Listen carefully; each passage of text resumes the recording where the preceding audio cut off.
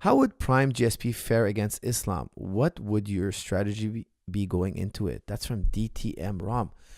Guys, listen, I know I'm going to be biased here, but I would tell you, look, George would win. George would win that fight. Why? Islam is early in his championship career. Let's see what he does. You know, does he win? Does he stay champion for 9 years in a row? Can he do that? That's a very tall order. George beat everybody in the golden age of welterweight division. He beat everybody, and then after that, he went on to win a middleweight world title. After retiring, he came back to win a middleweight world title. He became double champ. This is not out of the reach of Islam Makhachev. It's not. We have to wait and see. Sometimes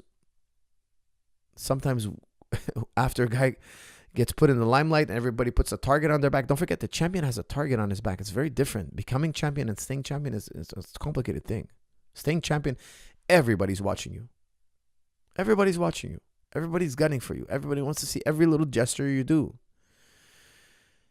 Will Islam's formula keep working for year after year after year when everybody's watching him? Everybody's expecting him to do his takedowns now after he throws a hard punch. Like, I'm watching him. I'm starting to figure out his algorithm.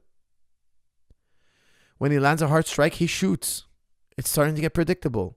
Father's plan can't go on forever. Eventually, he's going to have to throw a wrench into the system. He's going to have a back kick. That's where I'm answering your question here, where George just did better than him so far. Okay, we'll wait to see. Maybe Makhachev will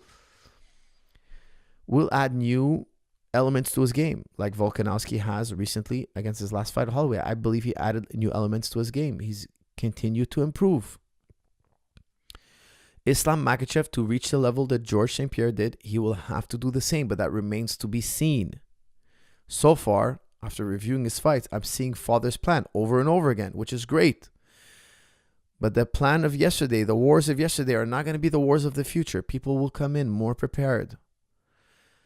The old tricks that used to work are now lame and boring. Believe me, guys, it happens in every sport: boxing, wrestling, jiu-jitsu. The guy who was unbeatable, at one point, people figure him out. Remember the Lyoto Machida era. Lyoto Machida becomes world champion. Joe Rogan famously says, "Welcome to the Machida era." Why? Nobody could understand what this man is doing in there. Lo and behold. Yes, he had a few victories, but he got dethroned and dethroned and dethroned and beat. And after a while, he went on a losing streak, got cut. Had a hard time in his career afterwards. Why? People figured out kinks in his armor. Those guys he beat in the past were trying a formula that works on guys who are not doing karate. They work on guys who are doing Muay Thai, kickboxing, wrestling. Now people started experimenting, seeing, hey, this works against Machida. And all of a sudden, it's not so hard. We could replicate that too. People figure you out over time. Georges St-Pierre was incredibly good at adding new skills and keeping you surprised about what his next move will be. McGregor is a great fighter, and he's a very dangerous fighter. However, later in his career, people started figuring him out. He wins early. He wins with that left. He sets up his left with his kicks. People start figuring him out. Eventually, especially Poirier, showed so many kinks in his armor. He's very sensitive to leg kicks. He doesn't do well in later rounds, or he slows down in later rounds, etc. People start to figure you out. So being champion for many, many years on end, like George did, is just incredible. Very few guys will do this. Very few guys. Guys, Adesanya, I was certain Adesanya could get to that level, and he didn't. He got dethroned. Let me look up real quick Adesanya's. Guys, like you know, I'm a huge fan of Adesanya. I think he's arguably one of the greatest of all time. Arguably one of the greatest of all time. We all know he recently got dethroned. Let's see, how many years was he champion? Let's see. How many title fights did he do? He won his world title against Whitaker. Okay, with a left hook. That was in 2019. Okay, so became world champion against Whitaker. Then he fought Yoel Romero, Paulo Costa. He lost to Blachowicz, but that was a different weight class. Vittori, Robert Whitaker again, and Cannonier. That's a very busy 3 years, guys. A very busy 3 years. So he won, what are we at? Six title fights. Very good, but not as many as George, not as long as George. George was champion for years, man. Year after year, he was champion. I was like 9 years. Okay, so it just to show you how difficult it is, because Adesanya also is very difficult to predict. And of course, they brought him his worst nightmare. They brought him his kryptonite. They brought Alexander